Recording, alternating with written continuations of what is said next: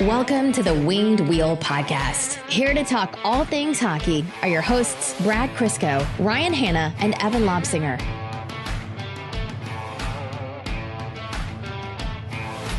If you would have told me in January that Steve Yzerman, within a few hours of free agency opening, made 5, significant signings with a couple depth signings in there.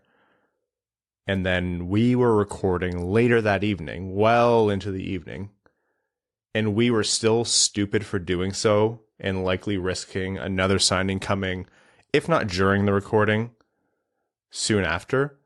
If you told me all that like 6-7 months ago, I would have laughed in your face. But Yzerman apparently got bored today. I don't know. He had a few shots of espresso. He just took a look back at all those Yzerplan questions that he got from reporters where they're like, how far are you into the Yzerplan? He's like, well, I've been here for 3 years, so I'll say 3 years. And he was just like, time to turn the corner, and just bam, bam, bam, bam, bam. Remember that 8-2 loss to Phoenix? That's what he said. That's where it all 9-2. Yeah, that's where it all began. I was going to say, if he woke up at 7 a.m., free agency opened at noon, that would have given him just enough time to watch the 9-2 Coyotes game and the 11-1 Penguins game. Every time they panned to him grinding his teeth, that was him figuring out another big, heavy free agent that was going to be a pain in the ass to play against that he's going to sign. Every time he watched the power play, he just started Googling right-handed wingers. Every time Danny DeKeyser touched the puck, he just Googled left-handed defenseman. This was the craziest free agency first day that we've experienced covering the Red Wings since we've started the podcast, easily. The NHL's got a couple W's lately. Oh, yeah. Top 10 of the draft was absolutely bananas, and today was also bananas. Just even going to last night, just peak entertainment value. This has been tremendous. Oh, it's been a blast. Tremendously entertaining offseason. If Yzerman did 2 of the 5 moves, we would still have a rather significant episode in terms of content, like what's going to happen with the Red Wings, what does this mean for the rebuild, who's on the outs, et cetera, et cetera, et cetera. But it didn't stop.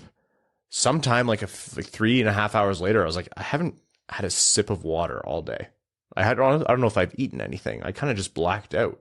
Are we doing the Mark Stahl moment of silence at the beginning or the end of the podcast? Oh, we're going to have a whole other episode. It's 1,000 minutes long for the number of games he played. Every time he ripped a piss missile off the post, it's another half hour of silence. I agree. We honor our heroes. We're going to do a month of silence leading up to the start of the season in honor of Mark Stahl. That was rather sad, just seeing all the names fly through the timeline. It's just like Mark Stahl it's Carolina, Florida. Him and Mark Stahl and Eric Stahl to Florida on a PTO. You saw that fly by on the timeline. You're like, you served. I don't know how to feel. My emotions can't take anymore. Thank you for your service. All right, folks, free agent frenzy. Steve Yzerman has given us quite a bit to work with, so let's not delay any longer. Welcome to the Winged Wheel Podcast. Doing our best to cover all the mayhem from today. I am one of your hosts, Ryan Hanna. I'm Brad Crisco. And I'm Evan. On this episode of the Winged Wheel Podcast, you guessed it, is going to be all things Detroit Red Wings free agency related. We'll be talking about every single one of their signings: Copp, Maatta, Chiarot, Perron, Kubalik, the depth players. We'll be giving overall impressions. Maybe we'll do some arbitrary grades because I know everyone loves that. Thoughts, compare the signings to projections. Rest of the league? We'll get into the rest of the league as well. We'll get into the cap space Detroit has still. We'll get into who's still available for free agency. And I think whatever else time allows, really. Ohio, the sister city of Magnitogorsk. The whole state's a sister city? I stand by what I said. Columbus, Ohio, where the East meets the Midwest. Yeah, just before we started recording, Johnny Gaudreau signed in Columbus, Ohio. Just in case today was feeling abnormal for anyone left in the hockey world, that bombshell was dropped. No, Normal left the station when Vegas just gave away Max Pacioretty. I'm telling you, it was freaking wild. All right. Before we get into all that, I first want to acknowledge that so much of what we do on this podcast and a lot of the initiatives that we run are in support of the Jamie Daniels Foundation. They're an organization we're very, very proud to partner with. They do a lot of fantastic work in striving to end the stigma of substance use disorder and providing support to those struggling with the disease or who are in recovery. It's a Children's Foundation initiative that was established in memory of Jamie Daniels and founded by Jamie's father and Red Wings lead announcer Ken Daniels and Jamie's mother, Lisa Daniels Goldman. To learn more and offer your support, visit jamiedanielsfoundation.org. Okay, jumping into free agency, let's give a lead into the day. There was quite a bit of noise surrounding the Red Wings free agency in general, but the 24 hours before was just flooded with information. None of it is going to be surprising.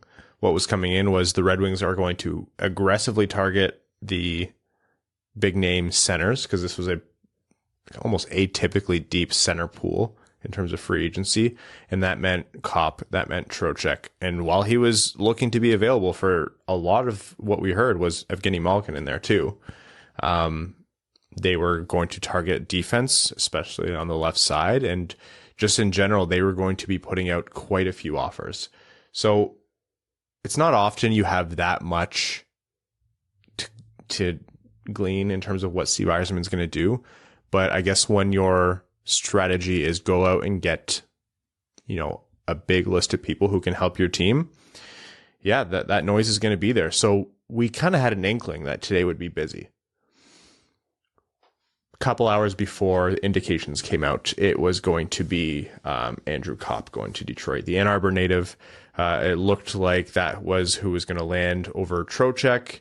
Those were the two big names left, especially after Malkin went back to Pittsburgh. So it ultimately landed in at essentially 12 o'clock. Andrew Copp was signed by the Detroit Red Wings. 5 years, $5.625 million. Let's start with that contract.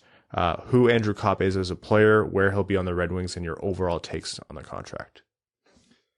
So, who Andrew Copp is as a player is a very well-rounded 200-foot centerman who also could play either of the wing positions if needed. So, let's say in 2 years, Marco Kasper is very ready for the second line center role. That does not mean that Andrew Copp has to keep him out of that spot because he can shift up or down the lineup and from center to wing. Very good defensively, very good on the PK, capable in the power play, capable offensively, more of a passer than a shooter. If you went up and looked at his stats this past season, enjoy your optimism. That was the only season he produced at that rate, but the two previous seasons were still very good. So if you look at his last two full seasons in Winnipeg, that should give you a better idea of who he actually is as a player. Because, one season is usually the aberration, and then you look at the whole picture and you get a better idea of where he is, which he is about a 50 to 60 point center is probably what he'll be for the next couple years. He's 28. Which is very relevant when you sign a 5-year contract. So is he going to be a 50-point center by the end of this contract? Almost certainly not, but it would be a pleasant surprise if he is. So the risk with this contract isn't from Andrew Copp, the player. It's from Andrew Copp, the typical human being who ages. Some players do buck that trend, but history has taught us far more don't than do. The mitigating factor that kind of eases, I don't know what to call it, the risk on the term here, is that a lot of people do project that in 2 to 3 years, the salary cap should rise significantly. Yeah. So while Copp declines, like most players when they turn 30 do, his percentage of the cap will also drop, which will be relevant because by the end of this contract, and obviously it will apply to the Chiarot contract when we talk about this as well, those contracts will still be there when Seider's under his new extension, Raymond's under his new extension. Ideally, Larkin and Bertuzzi are under their new contracts then. Ideally, Nedeljkovic is under his new contract then. So just because the Red Wings have $1 billion in cap space today and they still have $11 million left after everything they did today, it doesn't mean there's no risk with this contract. Now, that being said, based on what the Red Wings needed, who was available, this was about their best case scenario. Because after seeing what Trocheck signed for, Oof. I'd like Trocheck better as a player than Andrew Copp, but I was not giving a guy who's a year older 2 extra years of term. I don't think Malkin would have been nice, but I don't think it was ever actually going to get to 12 p.m. today. No. Between him and Pittsburgh. No, Sidney Crosby was ready to choke out Ron Hextall. Nazem Kadri's 31 going on 32, so odds are dust. That wasn't dust. Oh, God. That contract's not going to play out Does well. he even have a meniscus anymore? Probably honestly. not. So of the options available, if the Red Wings were hell-bent on getting a center today, this is about as good as they could expect, although it does come with risk. Yeah, that part at the end is where I landed. So coming into the day, all I was hearing was money is flexible because of the Red Wings' infinite cap space coming in, but the term was the real crux of it all. And it did end up working out this way, but the first big signing, other than Marco Kasper, actually, which we should get to after. 12:01. Yes. Amazing troll job by the Red Wings and Steve Yzerman. But the first major signing that came out was the one where the Red Wings broke on term, and they got a more reasonable AAV. I'm going to be quoting the Evolving Hockey's contract projections, and though not gospel, I think they do a really fantastic job of just giving a benchmark of what teams can be expecting. The projected contract for Andrew Copp was a 4-year, $5.768 million per year contract. So the Red Wings, this is the only player of their signings where they went over. They gave him a 5-year deal, so that 1 extra year of term, but they came in under on the AAV. It was, what was it, 5.625 or? Yep. Yeah, they came in about 100,000 under, give or take. 5.625. So the AAV was fine. And typically in unrestricted free agency, you got to overpay. And typically in unrestricted free agency for centers who are under 30, you really got to pay. So if you just think about it for a second, there really isn't a world where you're going to get a steal on a top 6 center. And there's a lot of arguments saying that, Copp is a top 6 winger, middle 6 center, but for the Red Wings, he's a top 6 center. There's not really a world where you get one of those at a steal. So decent compared to market AAV or contract value, and you have to break maybe a year over what you wanted to on term, maybe 2. Obviously, the ideal would be 3 years or 4, but I'm okay with it. And he brings what the Red Wings need. Like you said, Brad, plays all 3 positions. He'll be a centerman for the Red Wings. He plays a hard game, 200 feet. He's responsible in both zones, and he makes the Red Wings tougher to play against while being productive. You cannot like the term, but you can't deny that this contract solves a big problem for the Red Wings moving forward. And he wants to be there. Yeah, Ann Arbor native. Apparently, being close to home is a big deal this week. Unless you're Johnny Gaudreau. Unless your car breaks down in Ohio. But yeah, I honestly think it's a win-win for both. Both sides. You can split hairs over the length of the contract and the AAV, but when you look at some of the money that was flying around today, look at Tampa. They spent $150 million in 8 minutes. Yeah. Must be nice to have no income tax. Yeah, no salary cap either. Apparently not. I think it's a real win-win. He'll get to play an elevated role on the Red Wings, which is clearly something he's been longing to do ever since he was in Winnipeg. And the team fills a need they desperately had to fill. So I think it's a tidy piece of business, especially watching the other chaos that was going around in the NHL.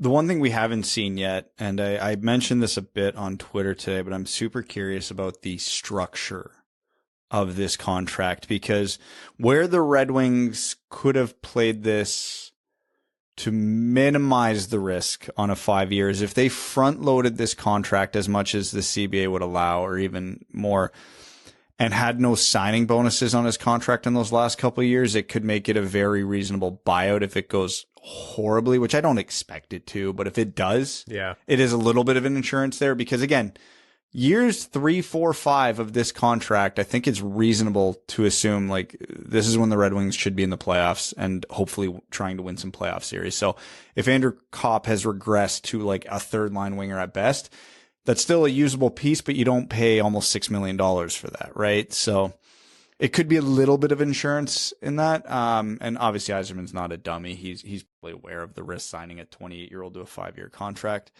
But yeah, overall it's good. He replaces the tinted visor quota we lost with Mark Stahl, which is key. And then later in the day we doubled it, which was a pleasant surprise. Yeah. But yeah, no, I think the one interesting thing for me today, and obviously Copp was the first signal that kicked it off, and then the rest of the day cemented it.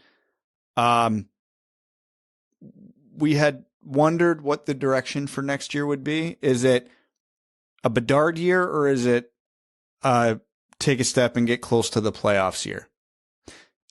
It's a take a step year. This team has no intentions on taking a step backwards. They could trade Tyler Bertuzzi tomorrow, and they're still a better team than they were last year. 100%. So, and we'll talk more about, lines, projections, how they're going to match up against Ottawa, who, oh my God, Eugene Melnick's gone and Pierre Dorian's unleashed. It's the summer of Pierre. Hot Pierre summer.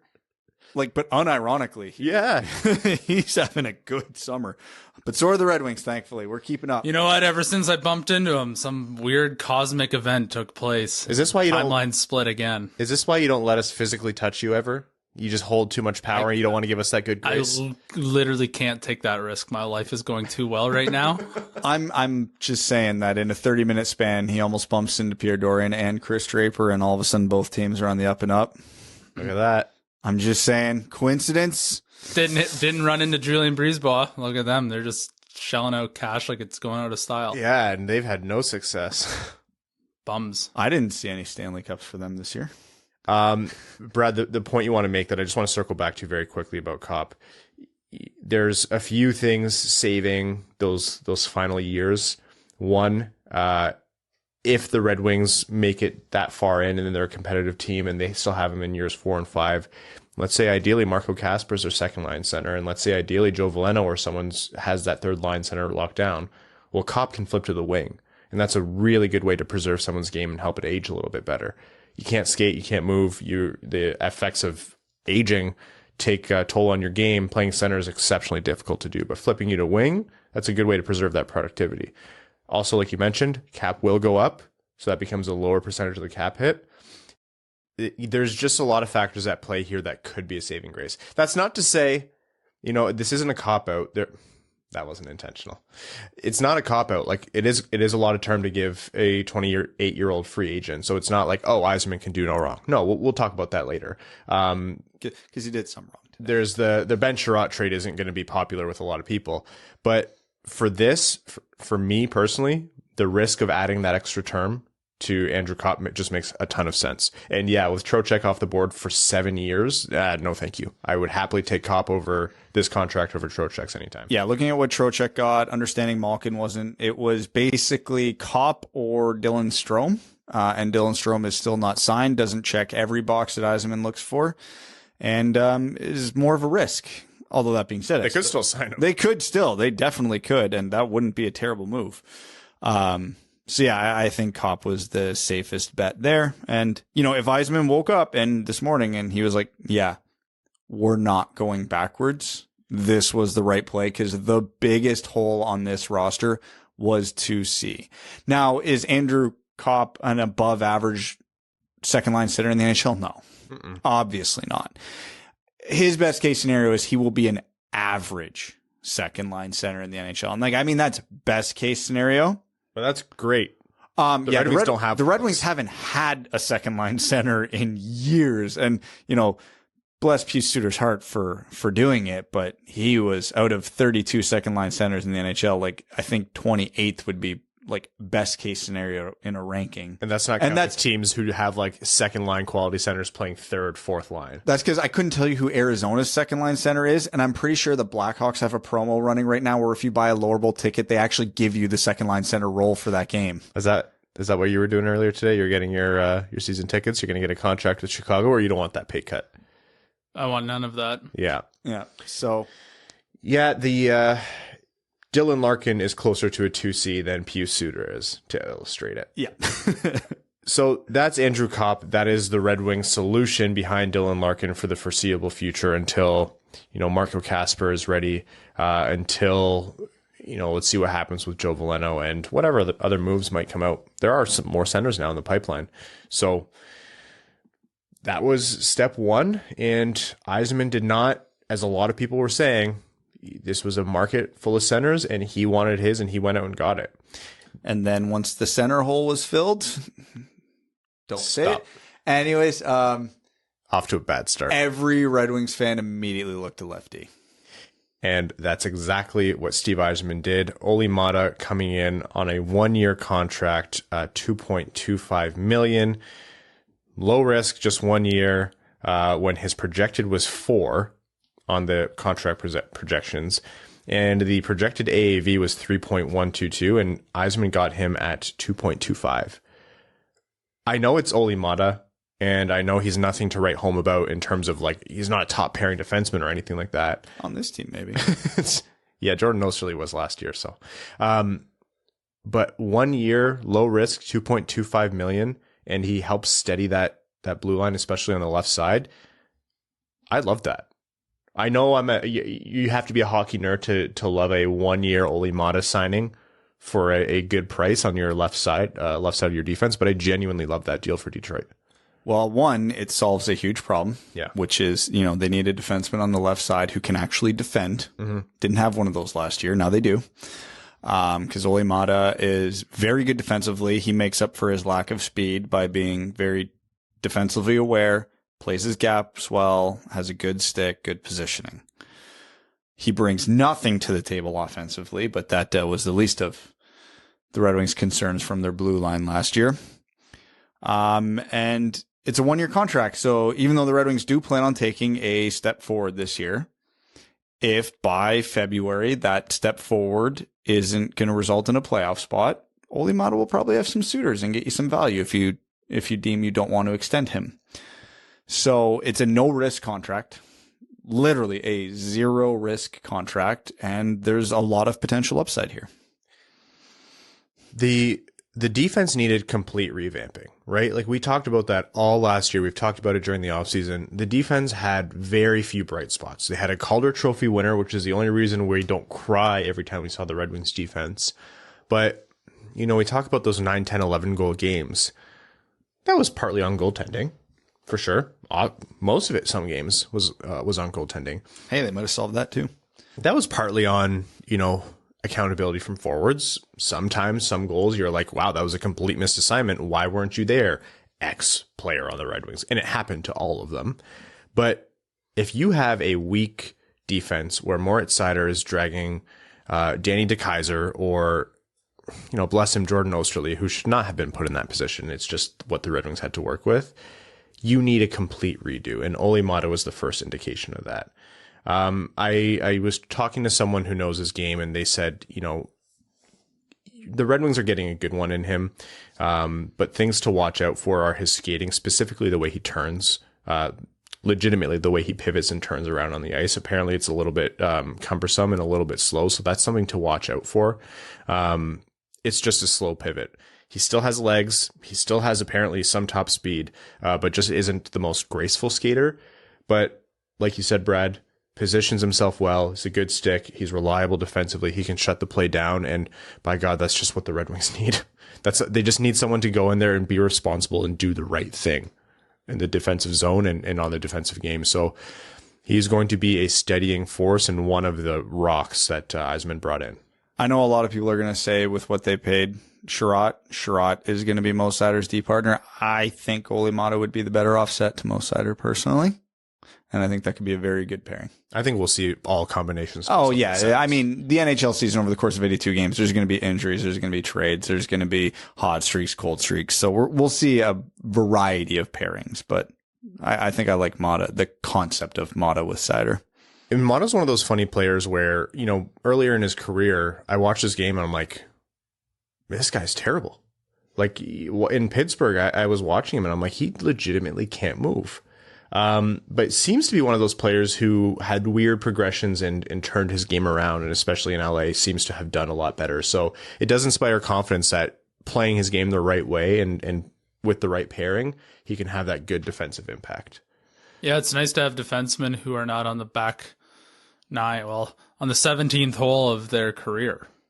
who are basically hung together with machete or paper mache and glue. Yeah, wrong word. Oh, so machete. Just another day in my marble mouth. Yeah, so I mean, Olli Maatta is not going to be a barn burner by any stretch of the means, but he plays good defense. And once again, we all go back to the Coyote game when they got absolutely shelled. And how many times on this podcast have I said like how weak and how soft the middle of the defensive zone the Red Wings are, and how guys just have open space everywhere, practically a landing strip. Every single game, it's free real estate. So Yzerman once again addresses a direct need that this team has, and Olli Maatta is very capable of doing that. While you were talking, Nikita Zadorov was re-signed in Calgary. Neat. 2 years, 3.75. A lot of people were talking about Zadorov as a potential FG solution. That would have been a mean pairing, him and Seider. Well, after seeing what Zadorov just signed for and knowing what the next guy signed for, doesn't help. So here's where the fears of free agency actually struck again. Ben Chiarot, 31 years old, traded from Montreal to Florida at the trade deadline last season for a monster haul. Was signed to a 4-year, $4.75 million contract to the Red Wings. He notably can play both sides of defense. Massive dude who's just kind of a pain in the ass to play against. But a little bit of a contentious player in terms of how good he actually is. What did the Red Wings pick up in Ben Chiarot? The biggest grocery stick in the hockey analytics debate. So from what I've been able to gather over the course of the year, because obviously Ben Chiarot was a hot topic all year, especially leading up to the trade deadline, he's not as bad as the analytics community makes him out to be. And even Dom points out, he's like, yeah, he's not as bad as even my model spits out. But he's not as good as the old boys club in the NHL seems to think he is as well. Because Chiarot's a throwback. He's not your Mo Seider modern day NHL defenseman. He's big. He's physical. He plays a simple game. He's got a bomb of a shot, but he's not very skilled. He's not going to do anything flashy, anything fancy, and he's prone to a lot of mistakes. Well, we have to have excitement somewhere on the defensive end. Exactly. Yeah, Phil Perron for that. He is going to make life difficult to play again, for the other team to play against. Ben Chiarot, where he is in his career right now, is basically a better version of what we had in Mark Stahl. A little younger, still a little moves a little better, but think a player along those lines where when the puck gets on his stick, he's not completely incapable and he is capable of doing something every now and then, but don't expect too much. Keep his game simple and he can do all right. While the Red Wings absolutely have a use for Ben Chiarot, and he is absolutely an upgrade over Mark Stahl or Danny DeKeyser or Jordan Osterley, take your pick. You don't pay guys like that near $5 million over 4 years, especially at age 31. You don't pay him that at 25, let alone 31. I believe there's a limited no trade clause. For what it's worth, in future episodes, as this progresses, and I'm sure Yzerman's not done, we will be doubling back and talking about the details of the contracts, but these literally broke like 4 or 5 hours ago. So yeah, we're working with the basic structure of everything here. Yeah. But yeah, so again, Chiarot is a perfectly good NHL defenseman. He's not one of these guys that I'm going to sit here and bang the table and go, oh, I wouldn't even put him on the roster. He should be in Grand Rapids. No, he's a legit NHL defenseman, probably a good number 4 or 5 guy. I have no problems with Ben Chiarot, the player. It's simply that he got too much money, too much term. I can't disagree. I understand. I completely agree with your point, Brad, actually, where you said he's absolutely an NHL defenseman who's perfectly useful and a net add to these Red Wings. Like relative to what the Red Wings had, he is a very useful defenseman. He plays both sides of the ice, which is good, especially, if Hronek stays on this team, Seider's going to stay on the right side. Hronek's probably going to stay on the right side. Like, you need a guy who can flex around the lineup in case of injury or to mix up the pairings. There is value to that too. The fact that he can play both sides. I do find that super intriguing because when you look at the Red Wings left defense after what they did today, it's super easy to just go Wallman, Maatta, Chiarot. There's your left side. And then your right side is Seider, Hronek, Lindstrom. Well, what was the first thing everybody pointed out when we put out those projections today? Oh, you think Edvinsson's not going to make this team? Edvinsson's got a very strong chance to make this team, but he's got to have a good camp. He's got to come in and do what Raymond did last year, and which is earn a spot. So if all of a sudden Simon Edvinsson has a really good camp and a really good preseason, and you're looking at that top 6 and you go, man, Chiarot's not bad, Maatta's not bad, Wallman's not bad. We don't want to pull them out of the lineup, but we got to get Edvinsson in there somewhere. Well, you can flex Chiarot over to the right side. Lindstrom draws out of the lineup, and all of a sudden now you have Edvinsson in there. That is actually very valuable on a team. If Hronek gets injured, okay, you can plug Chiarot in there and, replace him with Osterley or whoever you want. It doesn't handcuff you in whether or not you're bringing up a righty in Kampfer or a lefty in Osterley, whatever it might be. There is legitimate value to that. Shoots left.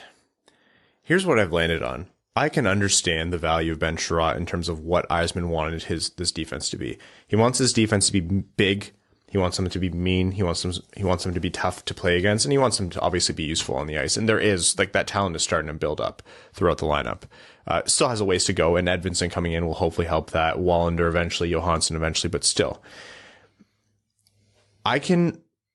the AAV is higher than I would have hoped, but the league just perceives Ben Chiarot a little bit higher than I think we do, and a lot of other people do, and those disconnects are real, and you have to acknowledge them. Just because this is our opinion, Florida just went and paid a fortune for Ben Chiarot. His predicted contract was 4 years, 5.461. So came in 700,000 under projection.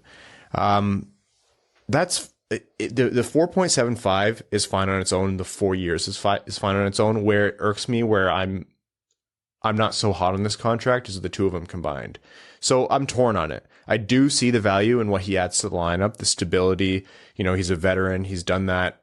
You're going to need that kind of solidity for both the rookies, and so you don't get shelled every night, and so you don't just get dumped every night by the Arizona Coyotes. But the contract itself is an overpay for me. I think it's completely fine, because in 3 years, when the salary cap, like you guys said before, it's going to keep going up, and guys, the average contract is going to be a lot higher than that very soon. If it isn't already, I don't know what it is. He can play both sides. He's a bolt-on NHL defenseman, and he can bang the bodies around and actually be a net positive on the team. I have no problems with a Ben Chiarot signing, and if everybody in the old boys club thinks this guy's worth a king's ransom on the trade deadline, it's modified, right? So yeah, full details are still to come. It's not full, so it might just be those high state tax or province tax teams that he has on the list, and everyone else is fair game. So I think there's a lot of, you can plug and play him around the lineup, and I think he'll probably still command a king's ransom once again, unless he falls off a cliff. And I think what Evan said there is what it boils down to. You want a bolt-on top 4 guy who's going to eat minutes and play with your stud rookie or young defenseman. It's going to cost you. It's going to cost you money. I don't even think that's a lot of money. If Ben Chiarot wasn't such like an enigma in terms of what he actually is and what he contributes. If he comes in and he does the Mark Stahl, and I think that's selling Ben Chiarot short. Like, I'm not saying he's Mark Stahl, but where Mark Stahl came in and you were like, oh, wow, this guy's way more useful than he got credit for, and he's like found a way to maximize his game, then we're going to look back. We'll be the first to look back and say, oh, we were stupid and wrong about, calling this an overpay at all. But I don't think any three of us are saying he won't be useful for the Red Wings. My buddy is a diehard Habs fan, and he was telling me the times Ben Chiarot is the most useful is when he's not asked to do more than what he can do, which might be tough on the Red Wings at times. But, if they find the sweet spot with him, I think he is beyond serviceable. Olli Maatta could help him out there, because if Olli Maatta is the superior defender and you want to give him, the Patrick Kane, Sidney Crosby's, Connor McDavid's of the world, and then Ben Chiarot is, helping along a Phil Perron or a Mo Seider with lesser matchups, although I think Seider's going to obviously be the matchup guy, then yeah, it could work out just fine. I'm not saying this contract is absolutely going to tank the team and ruin everything. Just, for what you just mentioned. If you like the concept of Ben Chiarot, I understand the value in a player like that, but you basically could have got that in Nikita Zadorov for less money and less term. I think Zadorov took a little bit of a Calgary Flames familiarity. I'm sure he did, yeah. And there's no guarantee that Zadorov even had any interest in coming to Detroit. But, guys like Chiarot you can find for less in this contract is basically my only criticism of it. A useful player, but not a super uncommon player. Well, I'll be candid and say, for as much as I wasn't so hot on the details of the Ben Chiarot contract, again, not the player, I think that's a net add to the Red Wings. He makes the team better versus whoever the hell he's replacing. Pick any left-handed defenseman last year. For as low as I was on the details of the signing, I was way higher on the next signing, which is David Perron, 2 years to the Red Wings. That is a right shot forward who is tough to play against, produces still, scores at a good clip still. It's not like he's lost it. And you said, back in the day. Tinted visor. White skates. Oh, yeah. The hockey drip. But legitimately, a right shot forward who produces and has experience and can be a playmaker and play with your, top six. I was surprised. I wasn't pegging Perron to want to come to Detroit, but came in at 2 years, $4.75 million. His projection was 3 years, $6.138 per year. That was a fantastic deal. That's, I think, one of the more underrated deals of the day. And I think that is going to be one of the sneaky good additions to these Red Wings. Any kind of trepidation I had about the Ben Chiarot deal was erased for me, but for the with the David Perron deal. I will go so far as to say that was the best value deal of the day in the entire NHL. 2 years for, let's be clear, 34 is not old. Thank you. But what's your discount at when you go to get coffee? Mm-hmm. Brad's allowed to go to Costco 1 hour earlier than the general public. It's the exclusive shopping times. That's right. But because his game hasn't dropped off at all. And he's already 34. And his game doesn't rely on speed. His game relies entirely on hockey IQ and skill. And that can keep going for a while. Do I expect David Perron to walk into Detroit, a team where he'll have less help at forward and be another year older and score 27 goals again this year? No, of course not. He's been, he's hovered like over, I want to say 0.75 points per game, damn near his whole career. When I went to his stats, he is remarkably consistent. It's about to be put to the test. Yeah. So obviously, though, that was playing primarily with St. Louis over the course of his career, and they're a much better team than Detroit is and will be this year. But even a little bit of regression from David Perron gives you a 20-plus goal scorer, 50-plus point guy on your second line for under $5 million for only a 2-year term. So basically, like almost no risk. Holy hell, that is a fantastic contract. And then it's just, you cherry on top of the cake is right wing was one of the other glaring holes on the Red Wings roster. He's now one of 3 Red Wings forwards who shoots right. So you can put Lucas Raymond on the one power play unit, David Perron on the other. You can put Lucas Raymond on the first line, David Perron on the second line. And I think he's played a lot on the left wing, but you could put him wherever. Yeah. He's one of those guys. He's so good. He can make it work. And obviously on the power play, I assume Lucas Raymond and David Perron will both play on the left side on different units. I would assume. Oh God, if the Red Wings have 2 good power play units. Oh, it's been years. Could you imagine the possibilities? So yeah, and adding David Perron then also allows you to kind of shield Pius Suter, Philip Zadina, Michael Rasmussen, Dominik Kubalik, because now these are players you don't have to ask to do much more than they can do. They will get easier matchups because obviously the Larkin line and the Copp line, assuming Perron plays on the Copp line, will take all the hard matchups. So yeah, on top of absolutely loving the player, I really love the possibilities this opens up, because now literally you look at the Red Wings third line, which will be something along the lines of Suter, Zadina, Kubalik, we'll just say hypothetically, obviously you could plug out, Rasmussen for one of them or whatever. I don't care. That was better than the Red Wings second line for a good chunk of last year. Or a lot of last year. Honestly. One injury made the second line terrible. Yeah, because the Red Wings might have an interesting conundrum now, and we'll get into it more because the projection I put together for opening night was with Robbie Fabry still on IR. Which he will be for a while. Which he will be, but then if these lines somewhat work and things are going all right, Robbie Fabry's your fourth line left winger, which is crazy. Now, injuries happen. Players are going to have cold streaks. I don't expect that to happen, but it could happen. It very well could. Yep. Perron has scored over the last 5 years anywhere from an 18-19 to 33 goal pace. The dude is still producing. Copp and Perron on the second line, if that's how it shakes out, incredibly tough to play against. Your third line needs help, or your top six can hold their own, but you're just getting dominated anytime you throw your third line out there. Move Perron down. Yeah, you can get creative to open up players because we even saw 2 seasons ago and at the end of last season, Vrana and Zadina have that chemistry. So if you want to get Zadina going and you want to keep him with Vrana, all right, put Copp between those two, and then all of a sudden you've got Perron and Kubalik on your third line. Great. That's not bad. Let's remember we're eking towards this isn't bad. We have to remember for the last 3 to 5 years, when we project the Red Wings top 6, we're putting the players there because they didn't have 6 top 6 caliber forwards. So the third and fourth lines were just whoever the hell was left.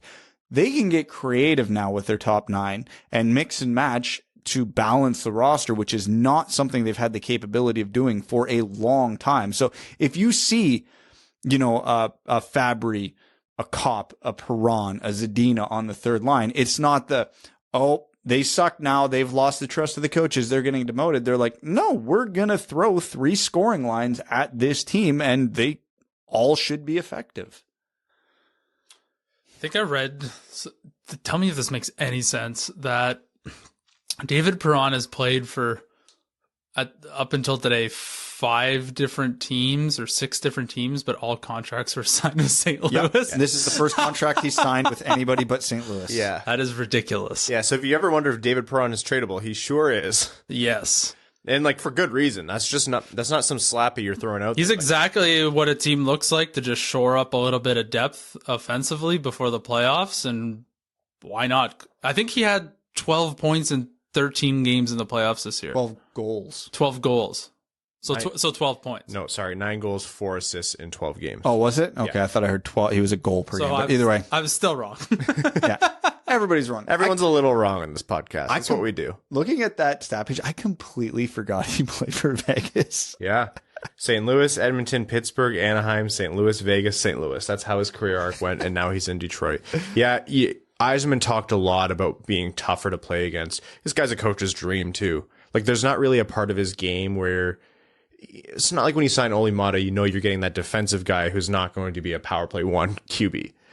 David Perron comes in and does a lot. And you have to say, he's been in the league for so long. I know it's overdone, but for your young players, especially your young players who you need to produce, but also need to learn how to play the NHL game, David Perron's a fantastic guy to have in the locker room, and he's a fantastic guy for them to watch and learn from. Well, the Red Wings don't have any smallish right-handed shooting young wingers who don't rely on speed but rely on hockey IQ, compete, and skill. They don't have anybody like that. So who's he going to teach? I was trying to see if Evan would pick it up. Oh, no, I did. Yeah. Yeah. So who Brad was just describing was Lucas Raymond. And yeah, I mean, when you said that earlier today on Twitter, I was like, man, this is a team that is now it's starting to have some support internally. That's what Yzerman is building in here. He is not letting this team suffer and lose, and fail for Connor Bedard or anything like that. He is making sure this team has an opportunity to grow and get better and make sure its key players are supported. So big, big, big fan of this deal. And unlike what you would think looking at most forwards with a tinted visor and white skates, David Perron actually plays really good defense. Hey, man, Sergei Fedorov could have won a Norris if he wanted to. Oh, he absolutely could have. The next signing was during such a flurry of activity for the Red Wings that I think the Red Wings themselves were the first to even mention it and break it. They were. We talked about this player a little bit. For the NHL players who went unqualified, a million of them came from Chicago. This is the Pius Suter story all over again. Dominik Kubalik, winger from Chicago, 2-year, $5 million deal, so $2.5 million per year. The projection on Kubalik was a 2-year, 2.926, so came in under the projection. The term was about what was expected. And Kubalik's an interesting player. He's not too far removed from a 30-goal season. He's going to come in and he should really help the Red Wings power play. He's not what I would call the most versatile player. He's not a David Perron. What Kubalik is a guy who's on his good days able to tread water at 5-on-5, produce a little bit, not going to give you a whole hell of a lot defensively. But he has a bomb of a shot. He's got a 30-goal season under his belt and then, kind of inched up on 20 goals the following 2 seasons while missing a bunch of games both those seasons. So I think it's safe to assume he would have hit the 20-goal mark. Left-handed shot, so you could put him on the power play opposite Perron or Raymond on whatever unit you desire. But for a guy who should, over an 82-game season, put up 20 to 25 goals, $2.5 million is a fantastic value. I know when, I don't even know what you want to call Monday, when a ton of good players went unqualified because of the tight cap. He was one of the players I put on my short list of. So there was a list. Mister, I'm not giving you my list. If you go through my replies, one person was very nice to me and I gave them a list of 4 names. Who the hell's doing that? Yeah, we have to find them and beat them up. Yeah. They were nice to me. I gave them a list of 4 names. Kubalik was on it. And, again, fills a direct need. I think at 5-on-5, he's probably a third line winger who can maybe spot fill in the top 6 if you need him to. Yep. Where Kubalik's value is going to come is he's going to really, really help one of the league's shittiest power plays. Ever the poet, Brad. You can't sugarcoat that power play, man. No. There's no dressing it up. No, unfortunately for all of us, I think Brad is spot on there. There are going to be a lot of Chicago Blackhawks fans who are going to be ranting and raving, and you just stay away from them in general. But they'll come at you and they'll talk about. It's been a rough week. They'll talk about how Kubalik has really dropped off in that rookie year, isn't the same Kubalik you have now, and I do believe it. Yeah, he was riding a real shooting bender that first year. That was absolutely not sustainable. But also remember, and Red Wings fans don't need to be told this, what happens to a great player or a complicated player or a player who's just a little unique when they come into a terrible system? And Chicago has not been good. So I'm very willing to take that chance on Kubalik. And even if his best case scenario is, as you said, Brad, which I think is likely, third line winger who can spot up as needed and maybe contribute the key goal off the rush from time to time, but is a force on the power play and genuinely makes your power play better, that's worth 2 years at a minimal AAV. It's a need and it's low risk. And it stops the power. He's young. It stops the power play from being one dimensional. He's 26 years old, to what Brad was saying. He turns 27 in August. So if he works out well, he's on in that core that hopefully kicks along with the team with Larkin and Vrana and Nedeljkovic. And it stops the power play from being one dimensional, so you don't have to game plan. And remember last year when Raymond, there was a couple injuries and then Raymond went completely cold on the power play? Why? They collapsed. They didn't give him an inch of space. They collapsed on him. You add another player, that goes away. All of a sudden, your second power play unit isn't atrocious. Not everyone in the Metro Detroit area groans when the second power play unit goes out there. You actually have possibly 2 lines you can roll. So, just to add, to paint the whole picture, we know that Bertuzzi and Rasmussen will be the net front guys in all likelihood. We know Seider will be one of the power play quarterbacks. So where the Red Wings always struggled was the half walls and the bumper, because even if you had a good guy like Lucas Raymond on the half wall, it was easy to game plan against. Now, if all of a sudden your first unit going from left to right is Raymond, Larkin, Vrana, and your second unit is Perron, Copp, Kubalik, it gives you a whole new dimension. You got 2 units that they have to game plan for, and in all 6 of those positions is a legitimate scoring threat. It makes the power play night and day different because you cannot game plan for one point of attack. Okay. More to come, but before we get to the rest of our conversation here, I do want to tell you that this episode of the Winged Wheel podcast is proudly brought to you by the FanDuel Sportsbook. They're a sponsor that gives hockey fans what we really need, even more excitement, like today. There are so many reasons why FanDuel is America's #1 sportsbook. They're simple to use with great odds on different betting markets, giving you more action every game day. Plus, there are tons of fun with unique bet types like same game parlay and exclusive promos on the biggest events. And when you win, you get your winnings safely in as little as 24 hours. Now listen to this. FanDuel is letting you place your first bet risk-free up to $1,000. Just place a bet on any game and FanDuel will refund you up to $1,000 back in site credit if you don't win that first bet. If you win, you keep the cash. If you lose, you'll get up to $1,000 back in site credit. Now what we want you to do is download the FanDuel Sportsbook app to get started with that risk-free bet of up to $1,000, and be sure to sign up with promo code WWP so they know the Winged Wheel podcast sent you. That's FanDuel Sportsbook, promo code WWP. You must be 21 and older and present in New Jersey, Pennsylvania, Illinois, West Virginia, Indiana, Colorado, Iowa, Tennessee, Virginia, or Michigan. First online real money wager only. Site credit is non-withdrawable and expires in 14 days. Restrictions apply. See sportsbook.fanduel.com for details. If you have a gambling problem, call 1-800-522-4700 in Colorado, 1-800-BETS-OFF in Iowa, 1-800-9-WITH-IT in Indiana, 1-800-GAMBLER in New Jersey, Pennsylvania, Illinois, or Virginia, Tennessee Redline 1-800-889-9789, 1-800-GAMBLER.net in West Virginia, or call 1-800-270-7117 in Michigan. See, this is the risk of doing this episode right now. We have to. I'm taking Mel on a much deserved vacation tomorrow. But during the ad break, it came out that the Canucks might be moving Niels Höglander because they want a young right-handed defenseman. How young? 12, 15. So what did you say in response to that, Brad? By God, that's Philip Hronik's music. We could do this whole episode, all of these projections, and the roster is going to be looking so much different by the time we talk again on Sunday. We need to put an expiration date on certain podcasts. I'm really excited for that McDavid, Höglander, Perron line. It's, it's going to be a little bit tough to make them the second line, but they'll have to be. Toronto fans will be very happy that they've landed all three of those players. And I still don't understand why the Blue Jackets signed Gaudreau just to retain half salary and trade him to Detroit. He wanted to land in Michigan. He accidentally overshot it a bit. We'll get into roster projections here in just a moment. The Red Wings made 2 depth signings as well. Matt Luff to a 1-year, 2-way contract. That's a depth signing, likely more Grand Rapids than anything else. And Austin Czarnik, who is a center, right winger, 29. Luff is 25. Czarnik's 29. Again, a 2-year contract, 2-way as well. So another depth signing. I think you need depth that opens up options. That's the Red Wings free agency group. Why don't we talk about overall impressions of all of Yzerman's work so far as of 9 p.m. on July 13th. So if and when he makes a move, a trade, another signing, whatever, just know that we will get to it in next episode. But as of right now, what are your overall impressions of Yzerman's work?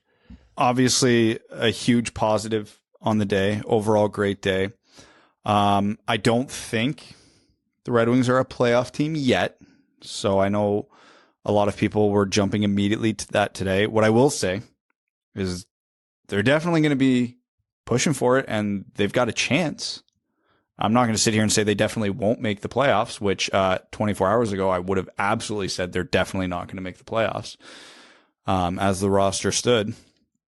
So greatly improved. But what I think the key thing when you combine everything that happened today and over the last week, because obviously we got to include Ville Husso in this, there is nowhere on this roster Yzerman does not have flexibility.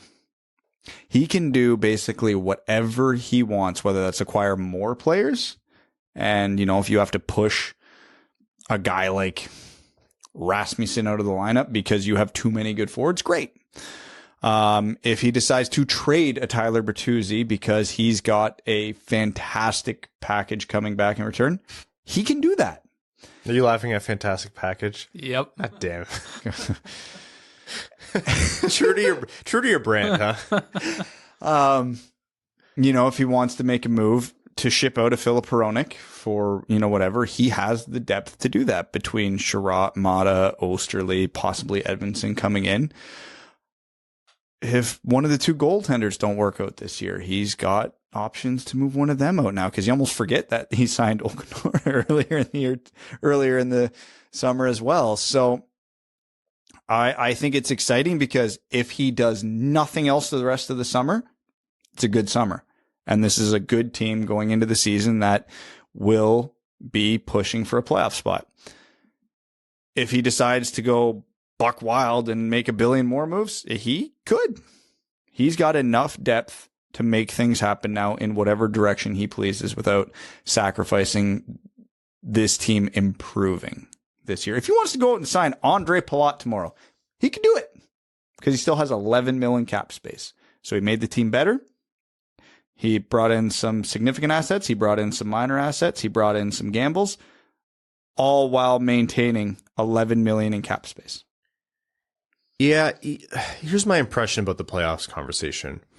If Ottawa didn't go in and bring in DeBrincat, Giroux, they moved Matt Murray, they brought in Cam Talbot, and essentially whatever new version of Pierre Dorion that they have right now that's making me look like a dummy for a little while back saying the Ottawa Senators might have a Pierre Dorion problem depending on how he manages this team moving forward. I would say the Red Wings are a lot more likely to push for a wild card spot. Boston, bringing back Krejci likely and Pasternak's, they're working on Pasternak and Bergeron and everything like that. That's all in favor of Boston as well. So I think the long story short here is the Atlantic did really well. It's an arms race. It is. And that's just the unfortunate reality sometimes of teams in Detroit's position. You can do a lot of things right, especially when your hands have been tied for so long. But if everyone else gets at least as good or almost as good as you improved, then your net improvement in the standings is going to be a little bit mitigated because you have to play those teams so much. But here's what actually matters. The Red Wings are now a full NHL team. Like you said, Brad, they're not only flexible in a lot of different areas, they've addressed every need to some capacity. Are they perfect? No, God, no. No. But there's no part of this lineup where you're looking and you're like, there isn't something there. There's no part of this lineup where you're looking and you're like, that is a decrepit hole. I'm almost embarrassed to cover that and say, oh, the Red Wings' first pair left defenseman, Jake Wallman. Like Yzerman has had enough very clearly, and he moved in the direction where the Red Wings are now going to be a full NHL roster. They're going to be harder to play against. I think they're going to hang in way more games, and I think they're going to move up the standings overall. I like what he did with this team. I think overall, in terms of who he brought in, I love it. Brought in guys who I didn't even think would want to come to Detroit. He addressed a lot of needs. In terms of the contracts that came in, the overall, as a general average, I think he did a great job on AAV. I think he did a decent job on term. I understand why he had to sacrifice on center, and I would have advocated for the same thing at that position.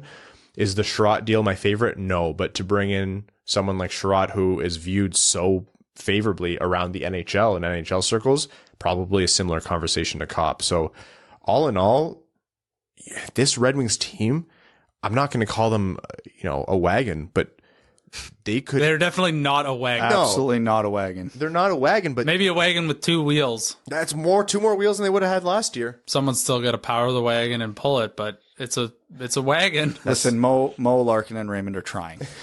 They're trying. I think this team is going to be a lot more competitive, and I know that's not a hot take, but seriously, this team ain't bad. Do you know how much you would just want to rip your eyeballs out watching the previous iterations of the Red Wings? Yeah. If it wasn't for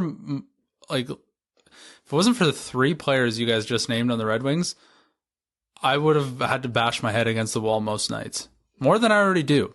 And in the worst of years, sometimes we were doing that.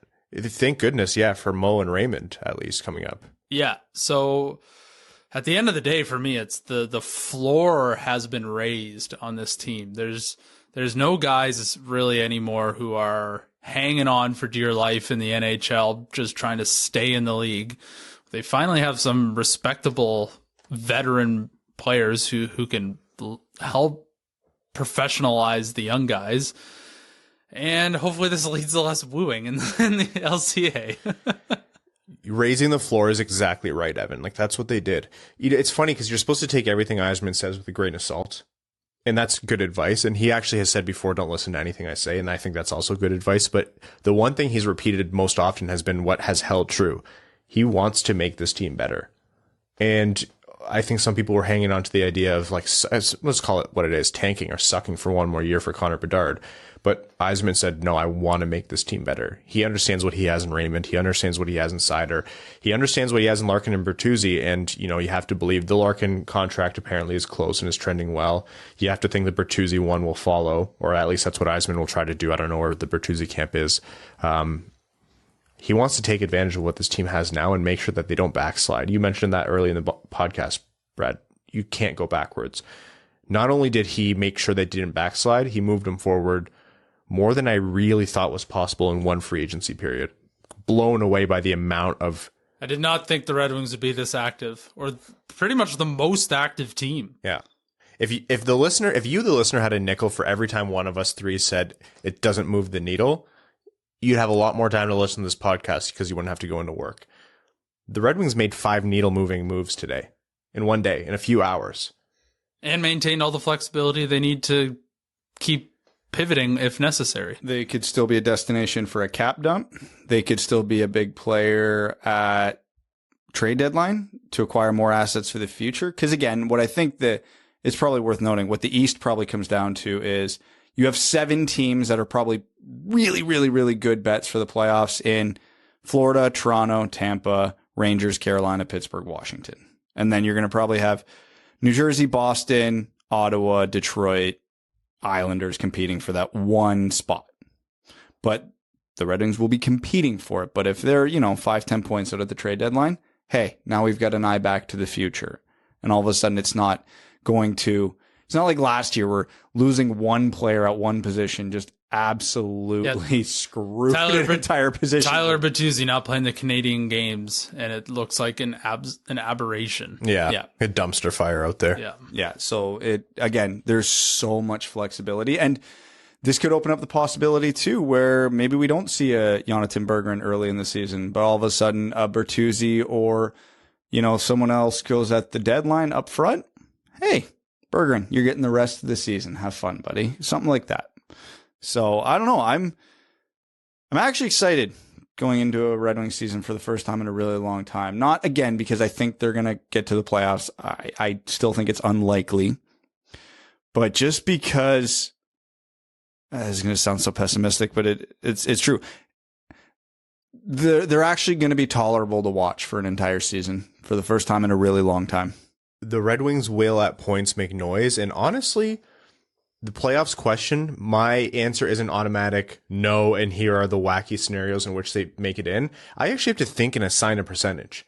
And I don't think that's like 5, 6, 7%. You're talking significantly higher than that. And if things go wrong for one team ahead of them, the chemistry doesn't shake out, or Matt Murray is not good. Or Cam Talbot and Anton Forsberg suck for Ottawa, and it doesn't work out over there, or Boston just completely falls apart.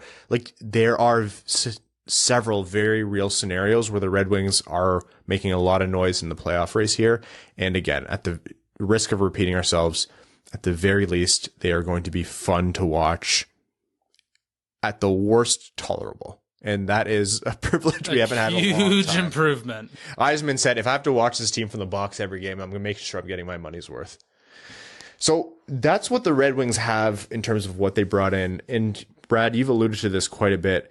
This has serious roster implications. I'm going to read out your roster projections here. For opening night. And this is with Fabry on IR.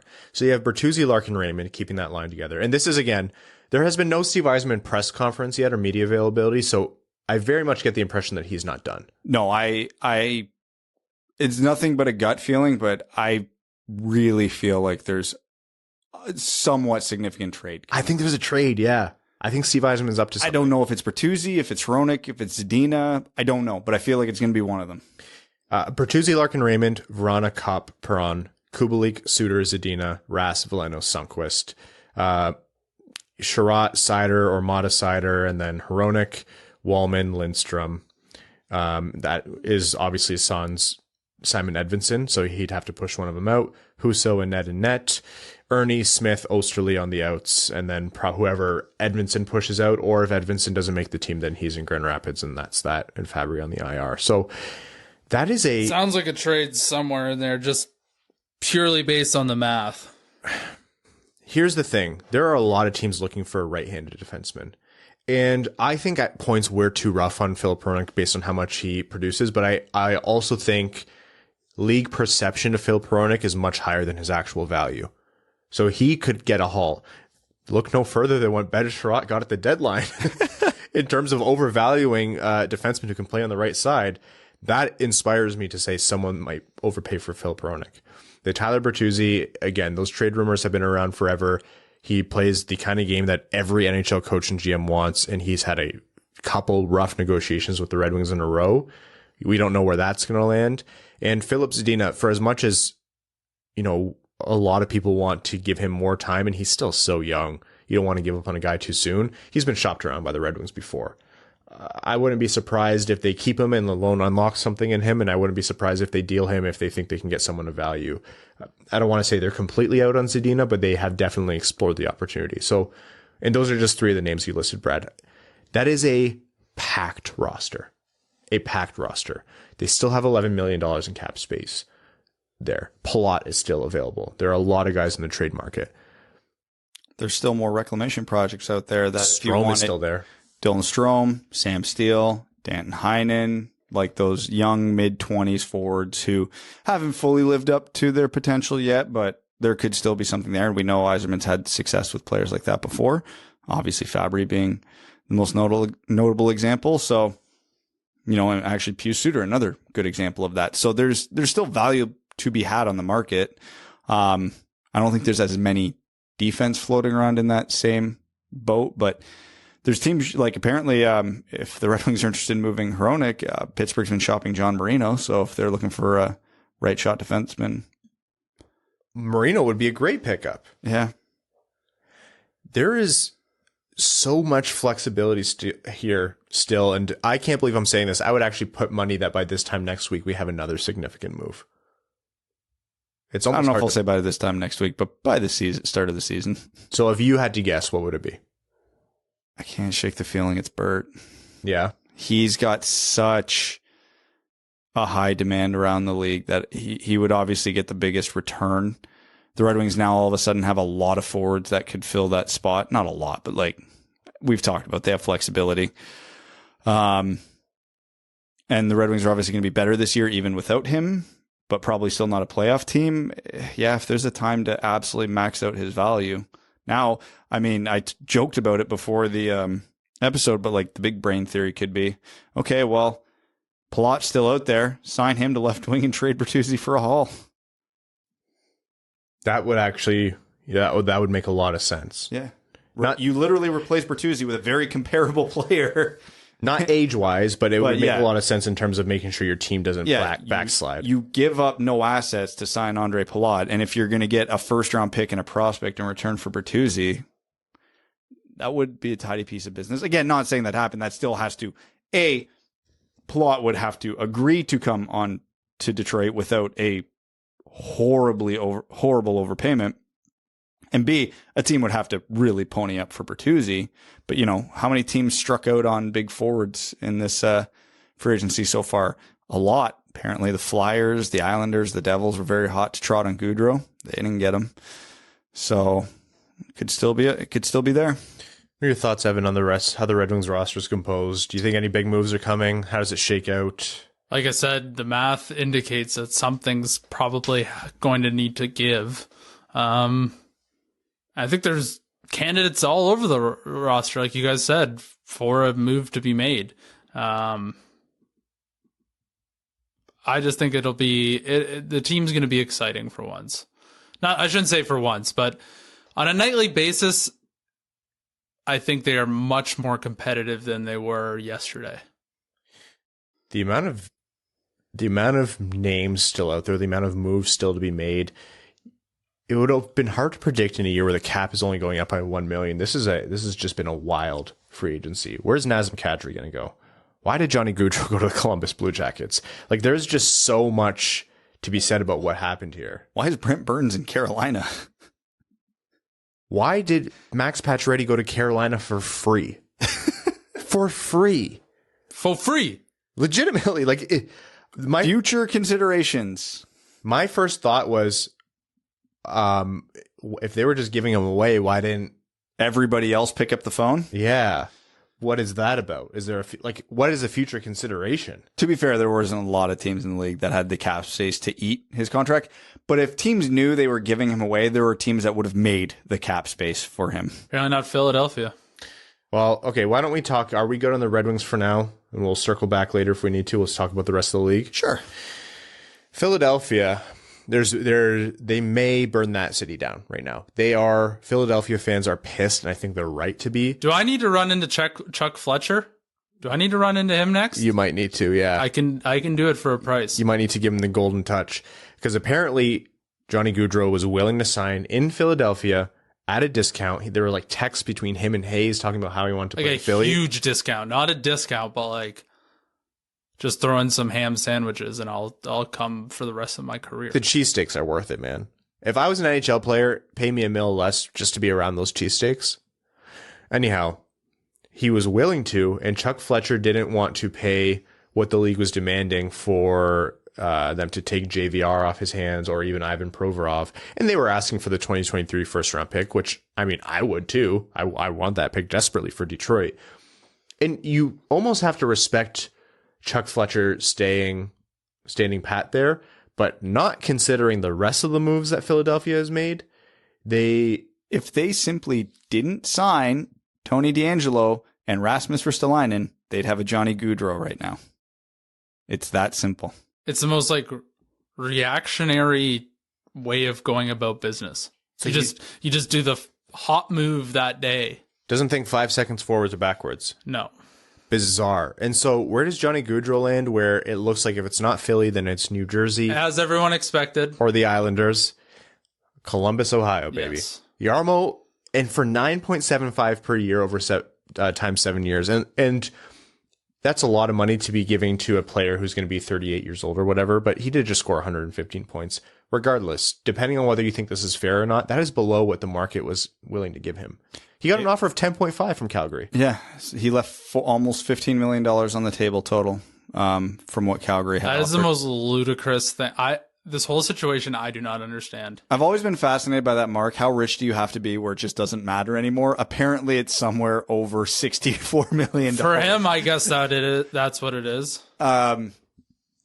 Good for Columbus, man. That's a market I've always, like, I hate Ohio, but like as a team, I've always had a soft spot for them because they've had a pretty rough go of it. They have that one good playoff run and then lose all their good players that summer. But Columbus had a very Detroit day in the sense of if you ignore that one defenseman they signed for 4 years, man, are they in good shape. They signed Goodbranson, 4 years? 4x4, which talent attracts talent. They signed Goodbranson, then they get Gaudreau. I'm just saying that Goodbranson contract, when it came out after the Chiarot contract, made me feel a lot better about the Chiarot contract. But you look at all the first round picks they've had, all the talent they've added in the draft, and now they get a Johnny Gaudreau on top of that. Can you imagine Johnny Gaudreau just teeing up Patrick Laine for a season?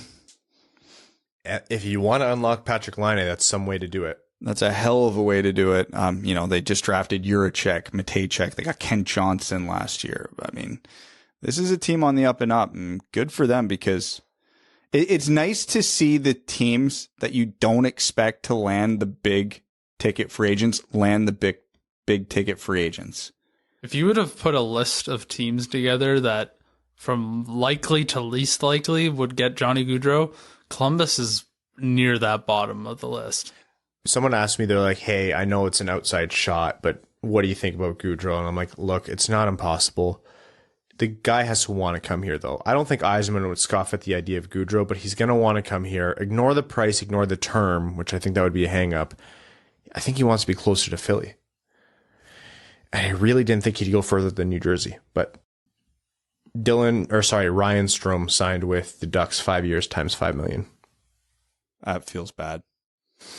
I feel it's about what you expect, I think, in my mind. When did that happen? Did I miss it? Just now. I was going to say, I missed that one today. These are coming in hot off the press. He was one of the guys that I seen a couple articles along the lines of buyer beware. Let's think about some of the bigger contracts, impressions of them. we're by no means are we going to be able to capture all of these. A lot of this is going to have to be captured. We're getting less than 20% of them. So we talked about Gaudreau. Good for Columbus. Honestly, excellent for Columbus. Bizarre. No one would have predicted it, and you would have been crazy if you tried to. Jack Campbell, 5 years, $25 million with the Oilers, and with that, Toronto trading for Matt Murray, 25% retained for a third and a seventh, and letting Jack Campbell walk. I've thought about this a lot, and I'm not as critical of it, but I still don't love it for Toronto. Oh, I don't like it at all for Toronto, and I liked the Samsonov signing more than most. Matt Murray, even if he returns to form and is a good goalie, he can't stay healthy. And with Samsonov, he's been so inconsistent and is young enough that, he could still get that together. But for the Leafs, a team that is firmly in their cup window, you figure they'd want some certainty at that position. Yeah, I can see a world where Murray or Samsonov gets into it this year and becomes a legitimate starting goalie, but that is a hell of a gamble to make. Especially when Jack Campbell goes to Edmonton for $5 million a year. I know that's a lot of term for Jack Campbell, but he's probably a safer bet than the two guys they got. And you're paying Murray basically the same cap hit, but for only 2 years. I understand that. I can understand the argument that Jack Campbell 5x5 isn't the solution for Detroit or for Toronto. I think if the Matt Murray one works out, that'll be the most Toronto thing ever, because by all rights, it doesn't look like it's a long shot, right? They're hoping they're throwing a Hail Mary. It is a Hail Mary, and I can see the basis for it. There's some underlying numbers there that suggest that he could rebound to form. Samsonov is another player, another goaltender who his peak was among the highest of his, cohort, and at his worst, he was one of the most unreliable goalies in the league. That's a couple Hail Marys though for a team that has not. We shouldn't be doing that. They don't have much more time to be risking it at goaltending. That's what it comes down to. A lot of people will say, well, what were they supposed to do? And okay, I can see that. St. Louis might not want to deal with Toronto how they dealt with Detroit, but I don't know. It's a Hail Mary. Good for Edmonton, I guess, for getting their guy. I don't know that Jack Campbell's worth a 5x5, but you know what? At least Edmonton is willing to pony up. Well, a lot of good teams who win have legacy contracts that suck ass. That's how it goes. And you know what people say? Who cares? We've won with these guys, and if we've got to pay them terrible money or we got to ship guys out because we made these contracts, who cares? It's a cup tax. It is. Austin Matthews gone 2 years anyway, so who cares? Well, and also there was rumors going around that Toronto's plan A and plan B for goalie both didn't make it to free agency today. So it's a bad plan. Was it Ville? It had to have been Ville Husso, right? I saw rumors for Fleury and Husso.